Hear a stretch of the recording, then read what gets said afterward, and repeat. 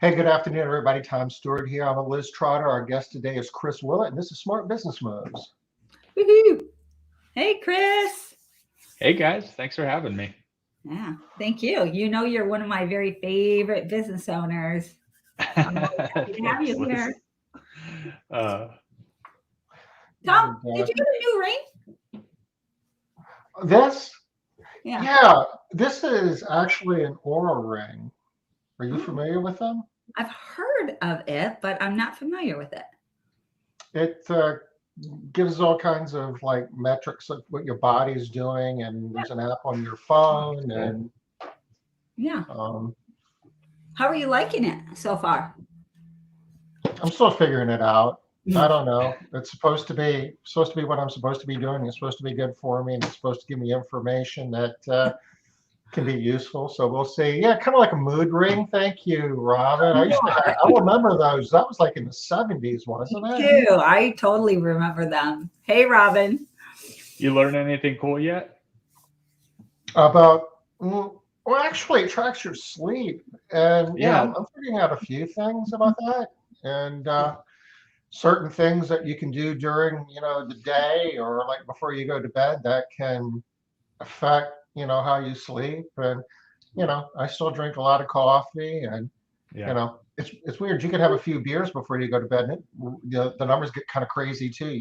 So Well, like, what are you that's cool. noticing, Tom? Do you sleep all the way through the night, or do you like in and out? What do Well, you? it's different level, just different levels of sleep and what your heart's doing and temperature, and it's really complicated. I'd explain it, but it's a lot of math, and we only have an hour, so we could probably. Yeah, I'm not feeling like you're doing a good job of explaining it, but it sounds like something my son-in-law would like. He likes If things that are really if he complicated. likes if he likes nerdy stuff, He and what you does. do is, and this is the drill though. It's kind of hard to sneak, like surprise gift because the first part of it is they send you a kit to figure out what your finger size is, and you Ah, have to wear, huh? I can get Shara to measure his finger when he's asleep. No? We'll send Shar the kit, and I don't know. How You're much is it? supposed to ring. I don't know, 300-400 bucks, something like Okay. that. All right. That I need to know. Is it like for a hey, I No, love you, you're a great son-in-law gift, or is it hey, it's your birthday and here's your big gift? I've never met your son-in-law, but Shar is awesome, and I'm sure that he is as well. So he would be well deserving. I know he'd appreciate it. All right. He's amazing.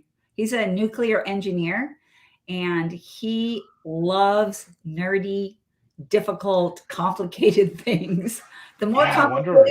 yes, love it. I'd like to see what he could do with all that data. Yeah, he would do stuff. I promise he would. He would enjoy it. He would have a blast. Well, we're going to be talking about data today too, aren't we? I Yeah, think. we are. Yeah, we're moving down the process flow chart, and today we're going to be talking about how to use data from the dispatching process to get good outcomes in your business. And I've seen some of the really cool stuff that Chris does in his business, and he shared some of it with us in the past. And he really stays on top of the day of activity. Just to explain, scheduling is what you do days in advance of the cleaning day. Dispatch is like day of stuff. It's game day. Like the jobs that you're cleaning today, that's a dispatch activity.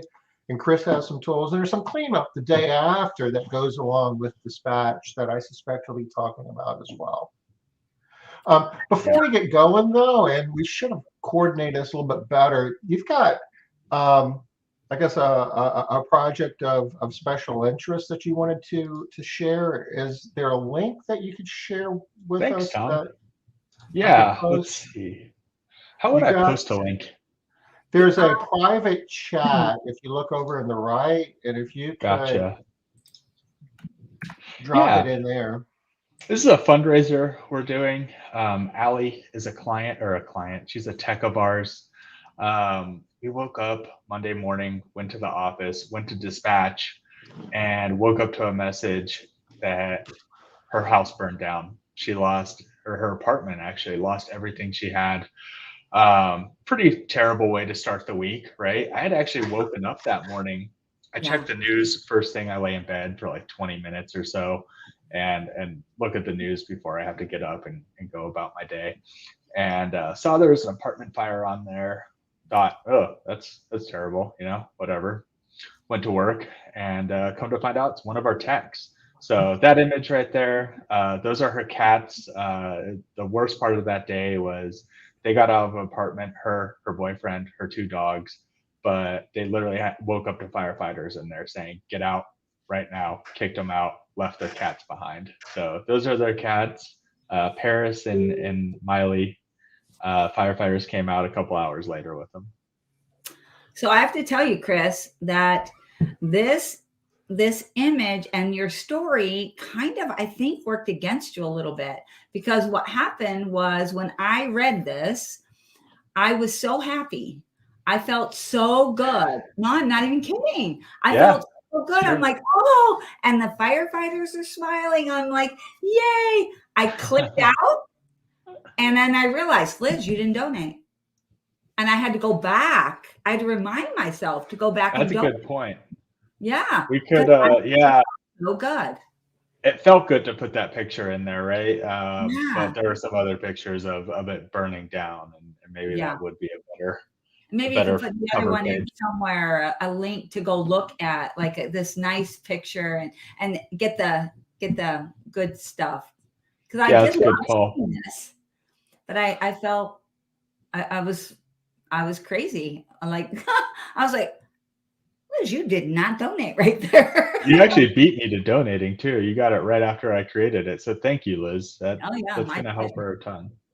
Yeah. And there's cats, and you probably upped the ante because there were cats, right, Liz? No, I didn't actually. You know what? The cats were saved. And, I love me some cats. It's true, but the cats were saved. I was happy. But, I can't even imagine. It's hard enough, like business owners, when these traumatic things happen, like I don't know, as a technician, I feel like it's so much harder. You just don't have the resources to get your life back on track. I know that everybody says that, money doesn't, what is it? The saying that money doesn't make happiness or whatever it is. But the lack of money definitely does make things a lot more stressful and a lot harder. And I just think as a technician, I feel so bad. Yeah. She moved here from Louisiana and doesn't have family, and they're in a hotel right now, so that's good. But yeah, I have business owner friends who unfortunately lost their houses a couple weeks ago in the wildfires that we had here. Did a lot better, right? They're able to rent new homes. They had connections. They're getting their houses remediated or looking for a new house. It's a little easier, right? And it's more like a bummer. It's like, this sucks. This is a bummer. It's a hassle. Yeah. It's frustrating. It's irritating. It's not devastating. Yeah. When you lose everything, you have very little. It's devastating. It's like, I don't even know. So yeah. Well, I love that you did that for them, Chris. I'm kind of I don't know. Some people say we overuse GoFundMe or whatever, but I've used it a few with I had a person die and I had another child die. I'm like, these people need help. Yeah, I got it from you, right? I mean, we're business owners. We can use this to do a lot of good. I mean, I feel like that's what our company does overall. It's great, so rewarding. So I hope we can get her some help. So money doesn't fix all your problems, but can certainly make you more comfortable, especially in a situation like this. So we'll share this link again at the end of the show as well. Thanks. What's going on in your world, Chris? We haven't seen you in a while. I got it, Mom. Oh man, been spending a lot of time with my baby Jack. That's pretty much my life right now. He's 7 months old, so it's day and night and middle of the night and all those times.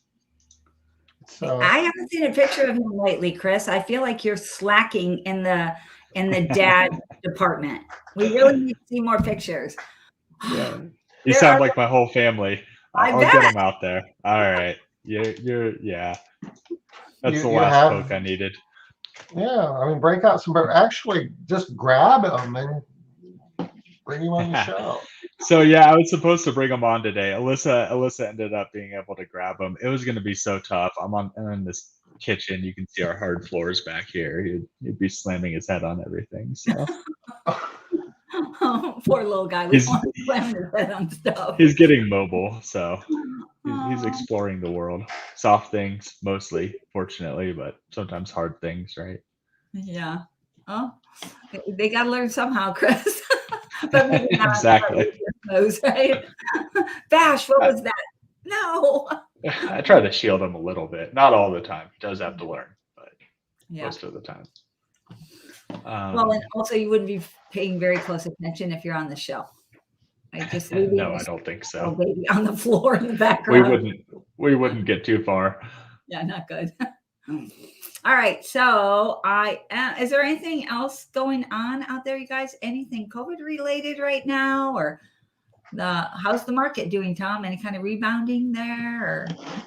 It's been all over the place the last few days. Been really crazy. Fed made some announcements today that interest rates are going to have to go up because of inflation and all of that, and markets pull back a little bit. They call it volatility, and it's supposed to be very volatile here for the foreseeable future.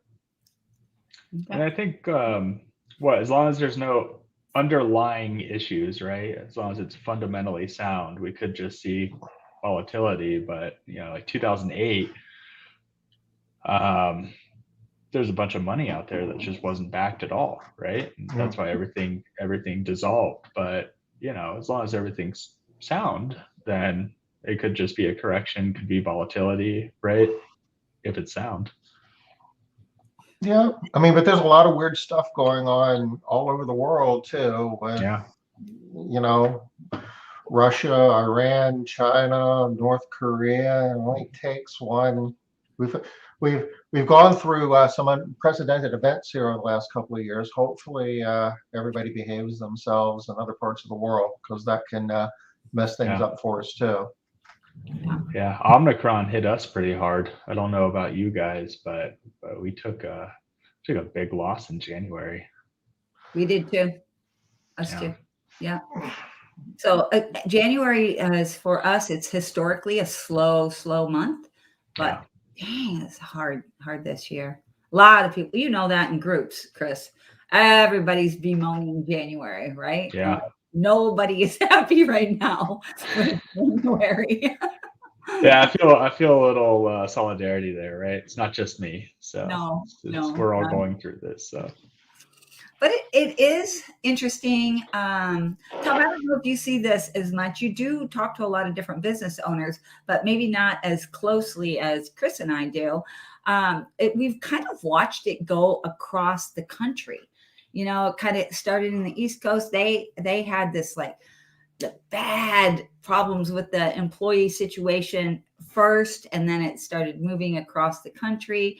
And it's just barely hitting the West Coast, maybe like a week, 2 weeks ago. The really severe can't find employee thing that everybody has been dealing with for a really long time. So it's interesting that it's traveling like that. Yeah, the East Coast, the numbers have been dropping pretty sharply. I understand there's some other parts of the country that they're going to be dealing with this for another few weeks. I guess the good news is people aren't getting as sick off of this variant as they did the other ones. It's more of an inconvenience than it is a life-threatening thing for most people. I have it right now, so. But you said you're asymptomatic too, so you're feeling great, right? I am. Your heart thing. I know that you call that asymptomatic, but then you're like, except pain in my heart. It's kind of fun for me to introduce it that way, right? It makes me seem tough. Just my heart hurts really bad, but I'm fine. That's all. just a little separation there between my heart and the fluid around it. I can kind of gut through it though. Oh, This good.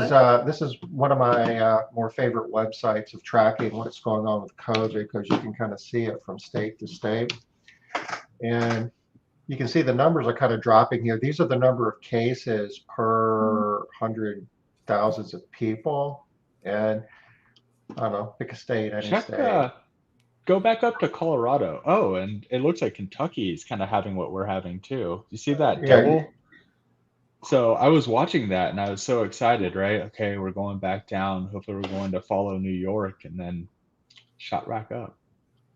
yeah, but it's well, it was really low in December. You're talking about Kentucky, but it's coming down, and it's coming down where you guys are too. You Yeah. know, you were up in November, and that probably wasn't even Omicron. That was probably Delta at the Oh, time. okay. I misread And, the charts. and then it I came thought it was a down, shorter and time period. then it peaked. I guess on the 8th, and it drops like a rock when it drops. Ours didn't. It dropped really fast, but then it leveled out at about the midpoint. It's a little strange. This is Well, kind of cool because you can take this slider and drop back and see, where it gets hot and where it doesn't. And if it's all the way down here, this blue color, that's where it's the worst. So if I go here like today, like South Carolina used to be this color here, that color blue, but now it's turning back to yellow again. And that's the difference between like having 1,000 cases per 100,000 per day to like 200 cases per 100,000 per day. So it's getting a lot better where we are. Um, Colorado's got some data missing for some reason. the Don't know Northeast about that. That's Utah. terrible. Oh, okay. Nobody Well, there you nobody ever go. knows where we are. That's Is this Colorado. is this you guys? Okay. Well, you I, see, wor- I wor- that's just, you're looking better. If I go back a little bit, you see how much lighter it gets. So you yeah, guys are getting better. Same up here in Washington. Oh, I know we're getting better. that's So cool. it's all good. It's all Yeah, but good. look at the Northeast. Gosh, it's still. No, actually, these dark numbers are awesome because you're down here Oh, in the they low are? numbers. Yeah. If I go back a little bit, you see how it gets blue? Yeah. That's when it's worse. When it gets Oh, okay. these So the darker colors, numbers. you keep saying blue, but I'm not seeing any blue. So now I understand the blue is on my screen, it's kind of a greeny color. Well, So yeah, this I'm whatever this light, color is where my cursor so is the light color is worse. yeah, the dark color is good. Oh, so like when you go, it's like the lighter color right now. Go back a little bit, it gets But it's much. not. But look at like yellow is a lighter color too. Yeah. But yellow is like 200 Hmm. per 100,000 versus 1,000 per 100,000. You're much better off being yellow than you are this At light the blue green color, color. Yeah, you don't want to be that color. yeah. Okay, that's interesting. That it seems like the graph is backwards. Like you think of darker as being more intense, right? It's That's a how I more read intense it. color. Yeah, well, we'll Yeah. have to. I'll send them a note or Thank something. you, Tom. If you could, I would really appreciate that. Love that you always have my back that way, Tom.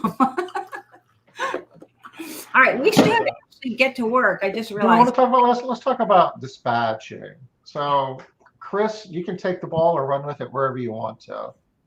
Cool. We trying to think of where to start, and I think for us it's the day after. So if I'm looking at yesterday's cleans, I want to go through all of our cleans and see what were they timed for, what did we quote them for, and how long did it take us to clean these houses, and did those align? Do we have any clients? Do we have any oddballs? Are they really high? Are we getting out super, super early? Or are we getting out way too late? It's easy to think, well, it kind of evens out, right? End of the day, who cares? We get out of some early and some late. And as long as everything meets in the middle, it's okay. But it causes some issues, right? I mean, if I have a client paying us $300 a clean and we're going out there and spending, an hour and a half, they're probably not going to be too happy. And that happens. Or it has happened. We're taking a lot of steps to make sure that it doesn't happen anymore. And I feel bad for those clients too. I mean, they're paying us for 5-6 hours and we're getting out of there in hour and a half, 2 hours. Like something got lost along the way between quoting and the actual cleaning. And then on the flip side, you have those clients, and I think this is what most people are more concerned with, because this is where you're losing money, that you're spending too long in their home. Maybe you got the wrong info, they were misquoted. Maybe they added a couple pets, got an Alaskan Husky, had some kids, and now you're taking a lot longer in that house than you used to. It's also a good pulse for the whole company, right? So if I start seeing, hey, on a given day we're going over and 3 or 4 houses, those are things we can correct and look at on an individual basis. But if that starts ticking up, like now it's 5, 6, 7, 8, 9, 10 houses, maybe I have a company-wide issue. It's just a really good pulse on what's going on. And when you're looking at it every single day, I've just found that I'm getting super in tune with the company overall. If we have a bad day, yesterday it snowed like 6 inches and we went over on a lot of these homes, and it's just due to tracking stuff into the house, unloading our supplies, getting to the door, all that kind of stuff takes longer. Driving slower. Yeah, driving's a lot slower, slips, trips, falls, so our guys aren't moving too fast. And so it kind of results in, not a great day. Or same thing if we have a lot of call outs, it's really great that I can go back to my team at the end of the week and say, hey, what happened Wednesday? Is there some sort of like event? And they say, oh yeah, this happened to us a couple weeks ago. We had a lot of techs out sick with Omicron. And that was the day that it really hit us, and I was able to see it the next day in our dispatch KPIs, because we're going over on a lot of houses. So the reason I say that the day after is kind of the start, is because I can glean a lot from that data. So one thing that we do is look at all the homes that we went over on.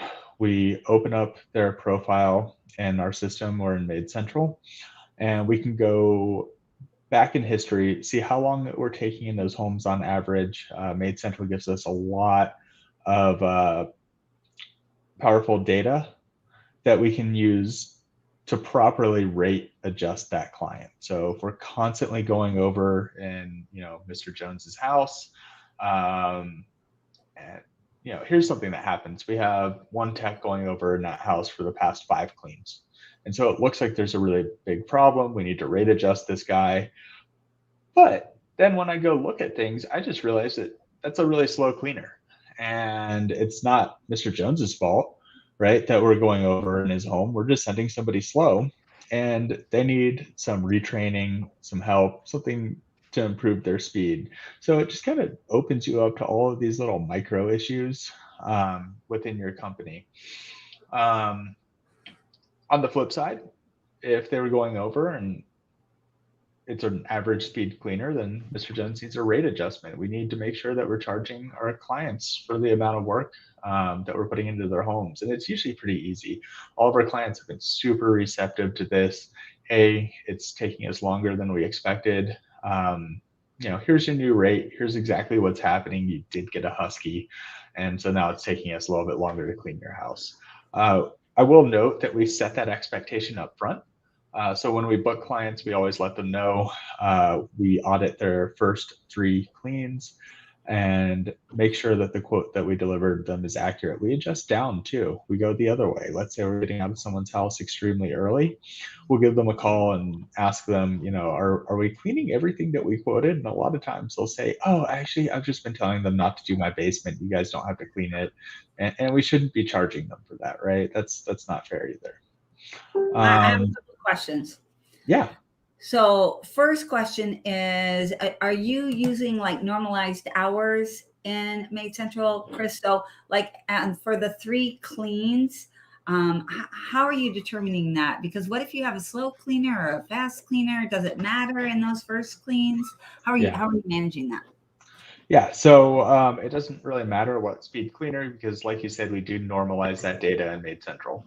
So if I send my fastest cleaner and then I send my slowest cleaner together, it's about an average cleaner, right? So my fastest cleaner will get out an hour early. My slowest cleaner will get out an hour late. That place is booked correctly. Or let's say that I am sending a slow cleaner, and or actually let's go on the flip side. Let's say I'm sending a really fast cleaner and they get out on time both times, right? But I sent the fastest cleaner in the company. Well, if I send another tech, right, 2 weeks later, there's no way they're getting out of that home on time. Right. My fastest cleaner, I mean, I don't know how she does it. I'm actually going out in the field next week to look at her because I need to figure this out. We need to systemize this into the company. That's a whole nother story. You need to change that language there, Chris. You're not going out in the field to look at her.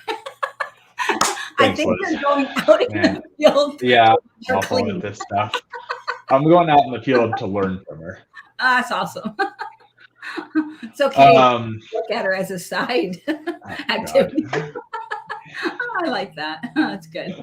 All right. So you are using normalized hours. So I was, because I know that a lot of people push back on this idea of adjusting rates after the third clean, but you don't have to worry about that if you're using a normalized hour. And it's for the exact reason that you just said. What if you send like a fast cleaner out there? I don't want to change anything based on what a fast cleaner does. And I also don't want to change anything because I've got slow cleaners, right? I'm worried that I'm going to change a rate and then, I'm going to lose money all over the place. So, all right. So you do that. And then my next question is, so walk us through. So I heard you say two things. One, does everybody know what normalized hours is? Or are you getting to that? I kind of assumed y'all's viewers knew. Actually, you know what? Sometimes you get so used to talking about stuff that you just feel like everybody knows it. So obvious, but maybe we should. Tom, can you maybe pull up Made Central? That might be easier to explain it.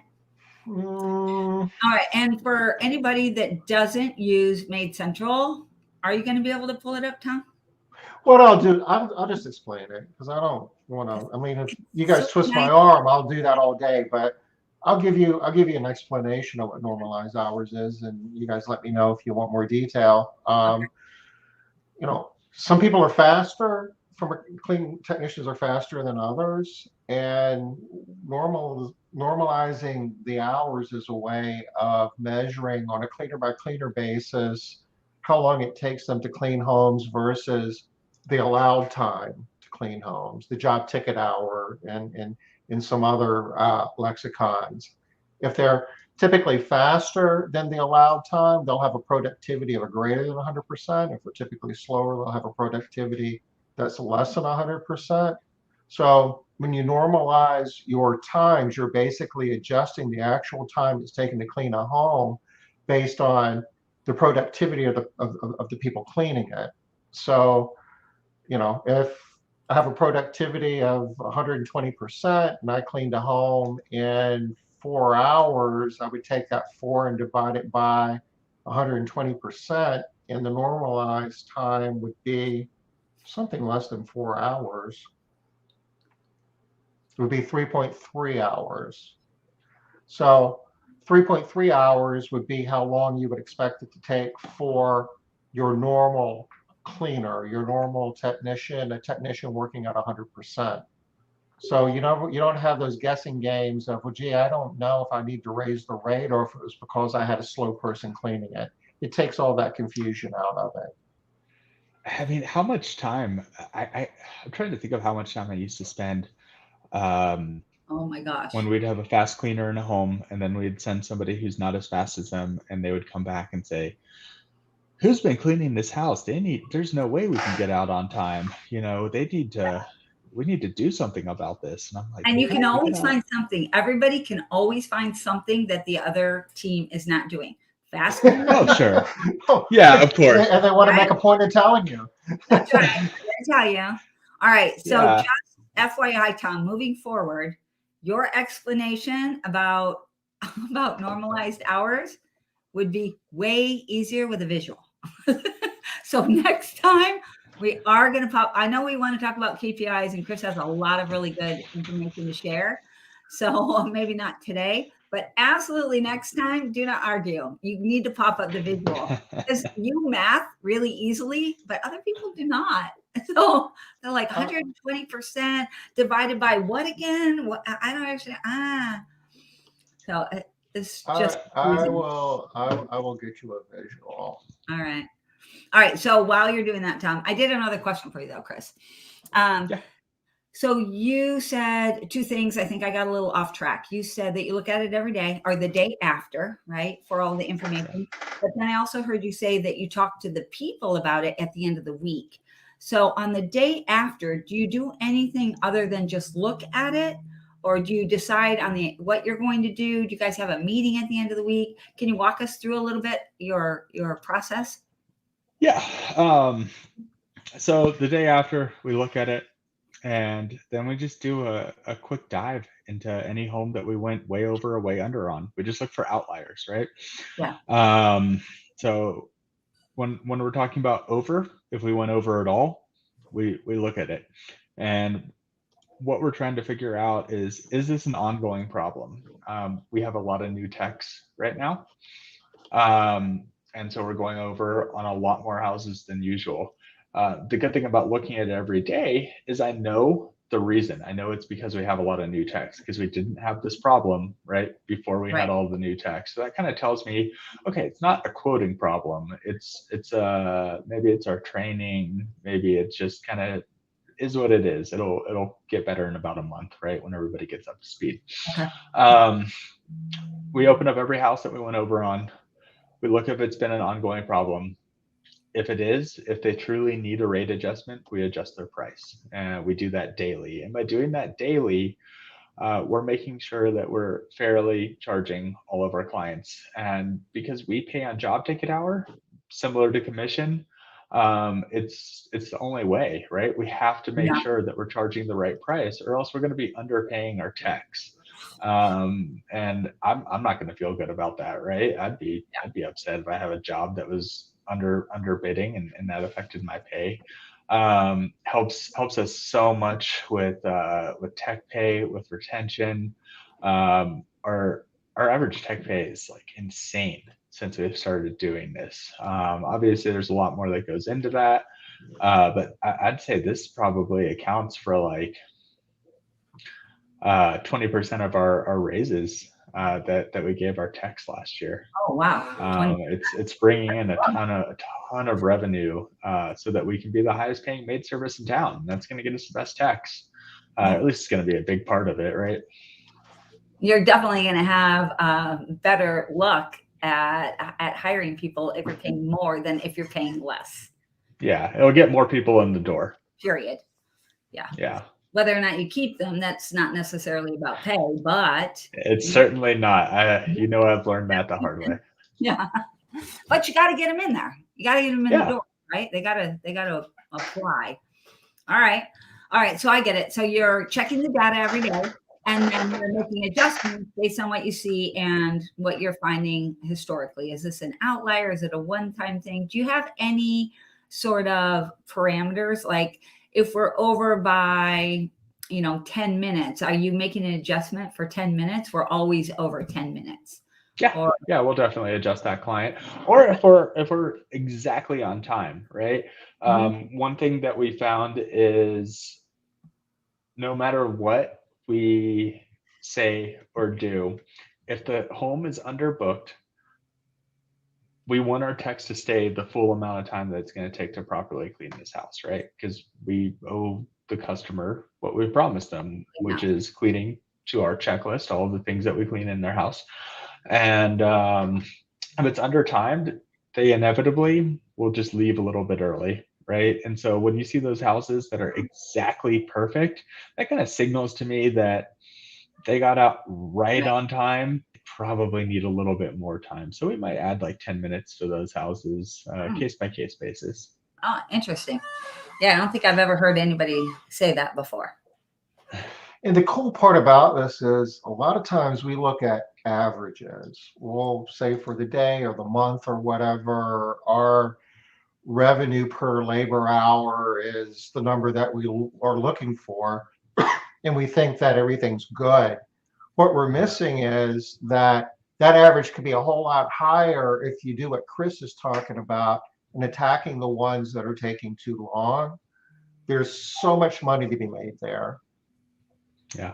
Yeah. I have an example, Liz, if you wanted me to do the normalize thing. Sure. It'll take me a couple minutes, but we'll jump into it. We got a Okay. minutes, yeah.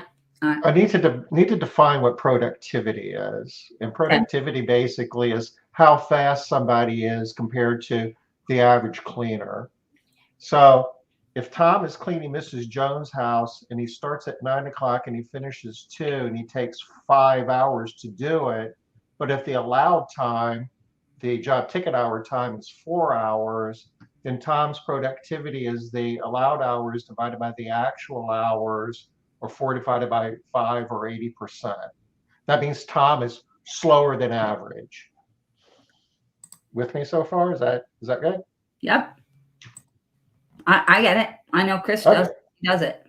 Now, if Liz cleans the same house, but Liz is fast and she cleans it in 3 hours, 4 divided by 3 is 133%. So Liz's productivity is 133%.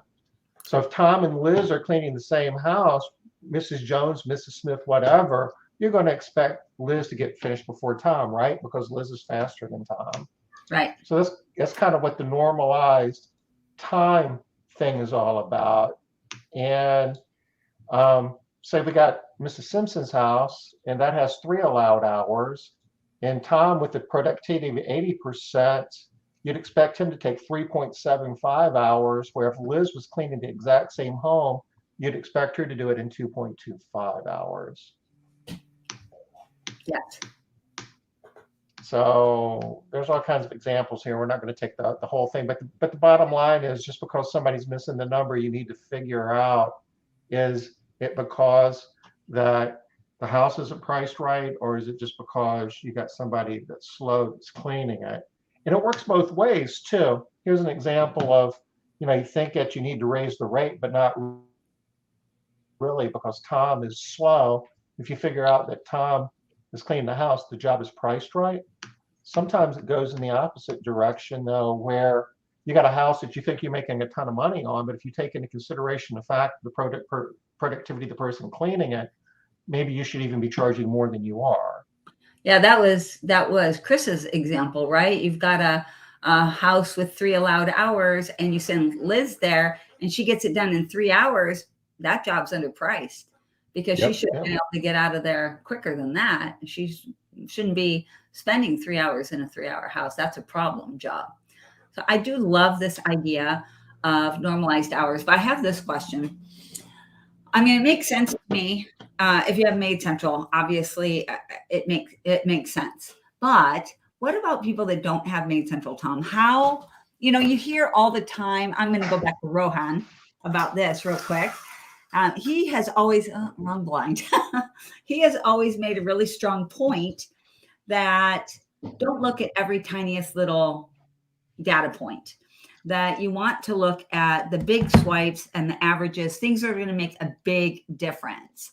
Would you say that this could make a big difference? Because I think a lot of people are like, as long as the average is okay, we're good.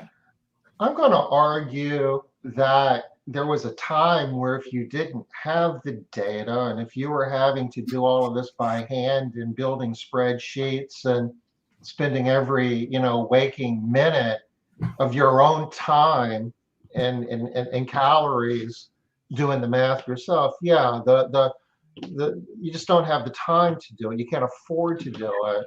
All right. But in 2022, when you can click a button and have the details, there's money to be made there.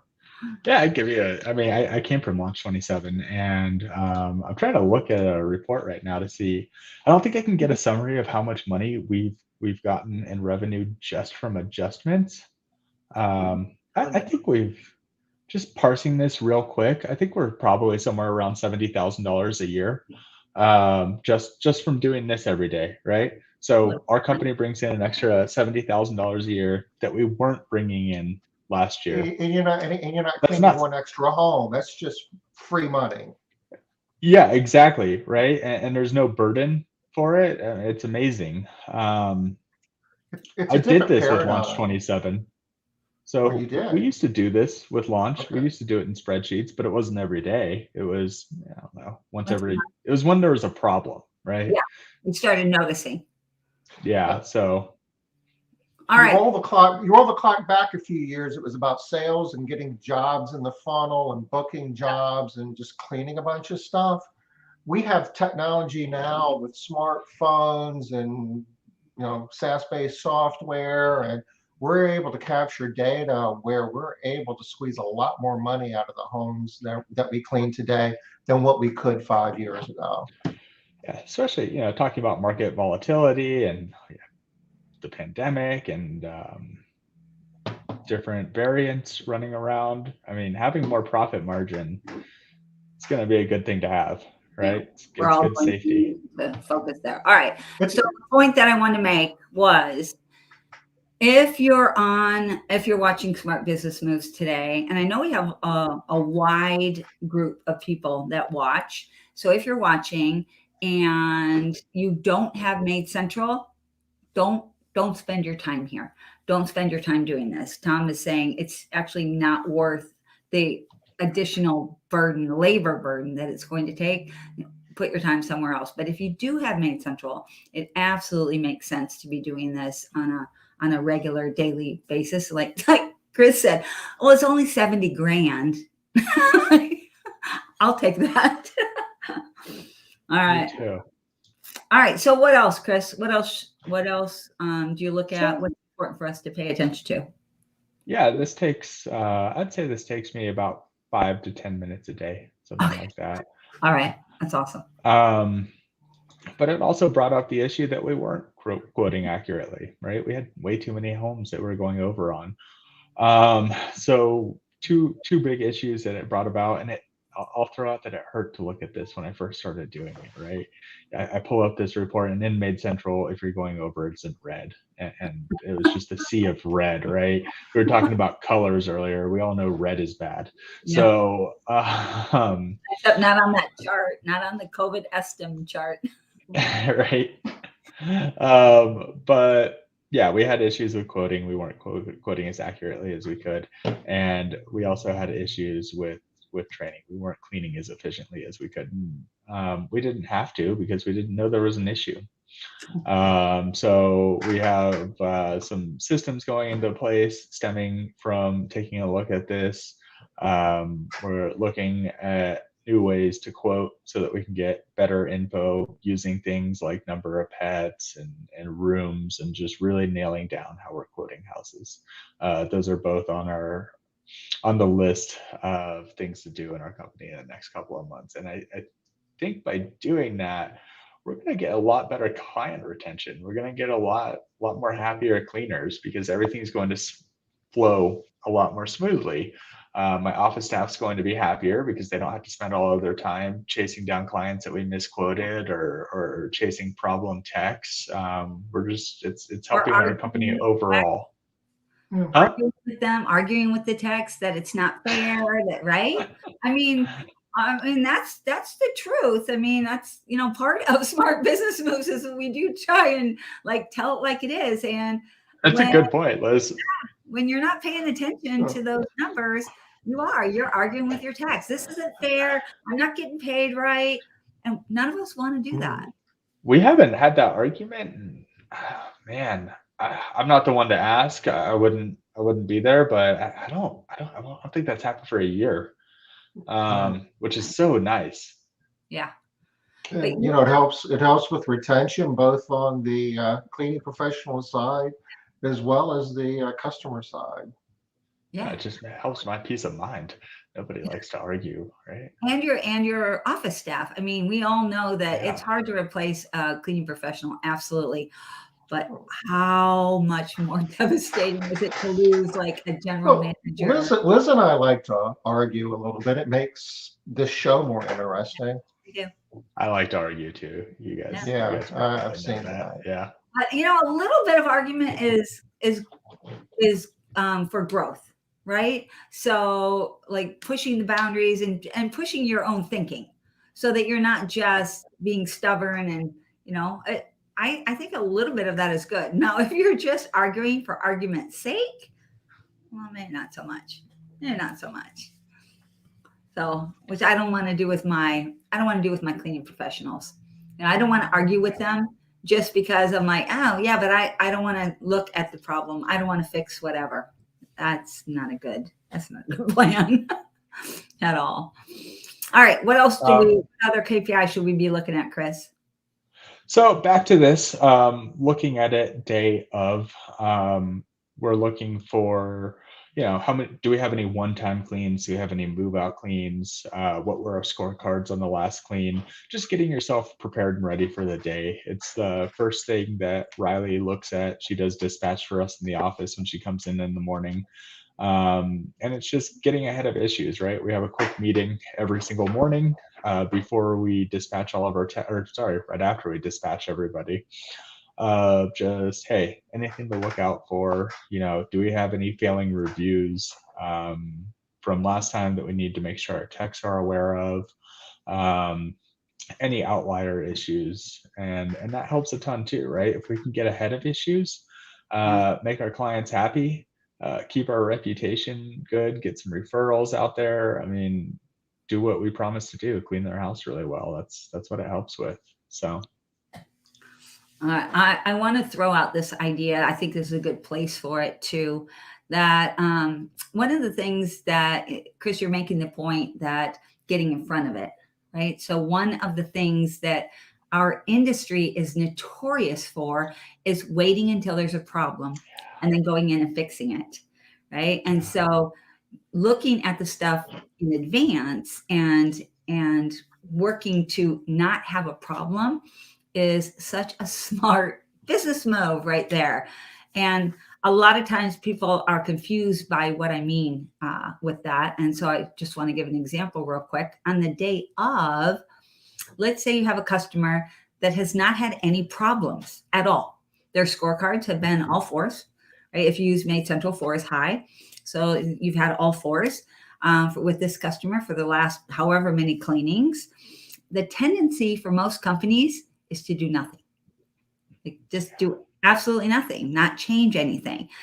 I'm not saying that you shouldn't do that. I'm not saying that that's bad, but it's a great opportunity for you just to do the tiniest thing to wow them so that that 4 becomes in their mind a 4 exclamation point and not every time, right? You're not like every single time trying to do some big thing, but it is an opportunity to give the little oomph, the little wow, so that you're kind of, I hate to use this word, immunizing yourself from any kind of mistakes that you might make in the future, right? I'm definitely. Is it like you're punching your vaccination card? Is that it? Like a booster? Is that what you're? I say nothing here. Okay. I'm not going there. I am not going there. I used immunized on purpose, right? Okay. All right. So I do like that day of looking at where everybody is and also getting everybody prepped for the day. You said we all get together. Who's we all, Chris? Who all gets together for that quick daily meeting? Thanks. Yeah, that's just office staff and myself. Okay. And so they just getting everybody on the same page? Yeah, exactly. What do you have on the plate today? Where are you on your task and your things that you're working on to further the company, but also where are you today? What do we have on the docket? What's on deck?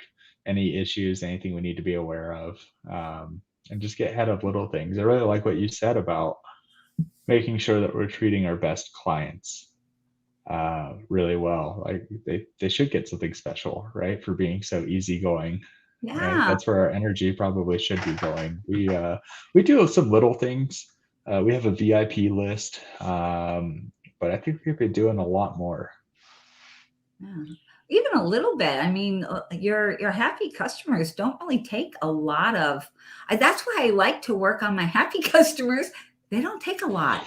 It's so much harder to have to bring up somebody with a 2 scorecard than it is to just hold that 4, hold that 4. Well, and they'll go promote for you, right? I mean, you can get Absolutely. some clients. So another thing that we gleaned from this report was we started increasing our efficiency overall, meaning more of our time that we had techs clocked in was billable to our clients.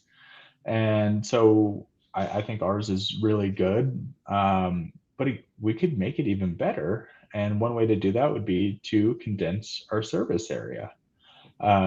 Because where I live in Denver, we have a lot of people in our service area. So we're driving really far some days, and we do have some really happy clients and they do promote for us. But if we can get our service area just a little closer and a little closer, and let's say I move into a neighborhood and I go next door and they say, hey, I use Alpine Maids, and I go down the street and they use Alpine Maids too, we're going to take over those neighborhoods really fast, right? Yeah. So once we started focusing on productivity, it's been a game changer. And I guess the other metric that goes along with that is efficiency. That's what I meant. Yeah. Yeah. That the efficiency is that windshield time. So how it's keeping that to a minimum. How much time we're actually cleaning versus driving type thing. You take the hours, the job hours, the hours spent cleaning, and dividing it by the total clock time, which includes your drive time. You want that number to be as close to 1 as it can be. You want to, I mean, 100% is perfect, and that's hard to get if you're doing multiple homes a day. But the higher that number is, the more profitable you're going to be, and the happier your cleaning technicians are going to be. Yeah. Efficiency is a tricky number, so it's really. Oh, I'm like, why did you pop her off so fast, Tom? I did. I just didn't. You were popping her It's eye. habit. I was trying to bring it up, but it was already there. Hey, Sarah, good to see you. Yeah, Chris is a smart guy. Chris, did you by any chance see the Smart Business Moves we did on Monday with Joe Walsh? No, but I want to go check it out. I want you to watch it because what he does combined with what you do, you are going to, because you're already doing so much more than everybody else. I think you add on this additional little layer. I'm not kidding. We talk to a lot of people, and you add on the little extra layer of the shift that Joe does, and you can fast forward through to get to it. I'll fast forward. Yeah. You'll love it. Yep. You'll love it. Yeah. He's, smart guy. He's always got new ways of looking at things too. And so, I'm a big fan of stacking a little something good and a little bit more and a little bit more and a little bit more. So you don't have to make this one huge, gigantic change. Make a whole bunch of little changes if you can. Works too. So, any other KPIs that you think that are really helpful for people to look at, Chris?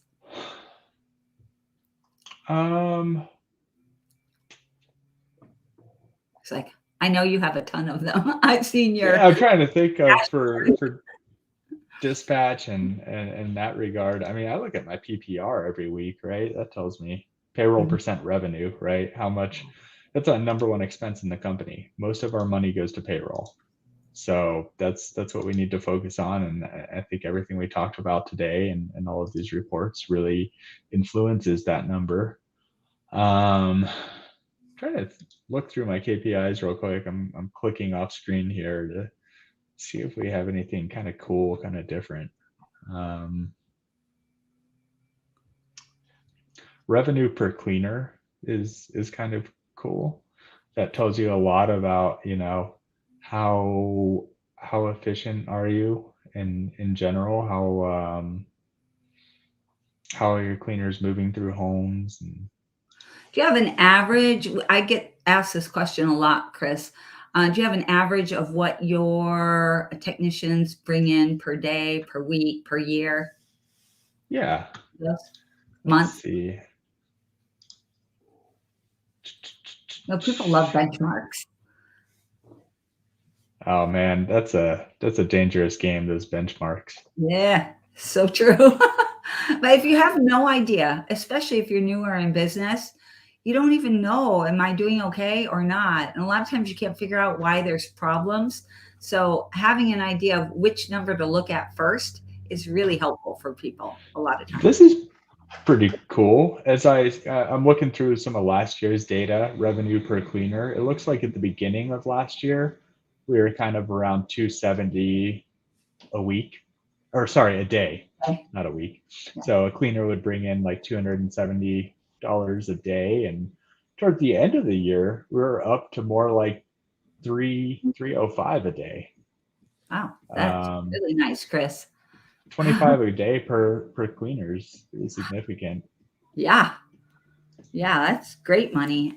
And Tom, you're always harping on this. We need to get more money from each labor hour that is out there. We need to be bringing in more revenue. So you must have just been salivating there hearing that big Yeah, number. I mean, from an industry It's not that.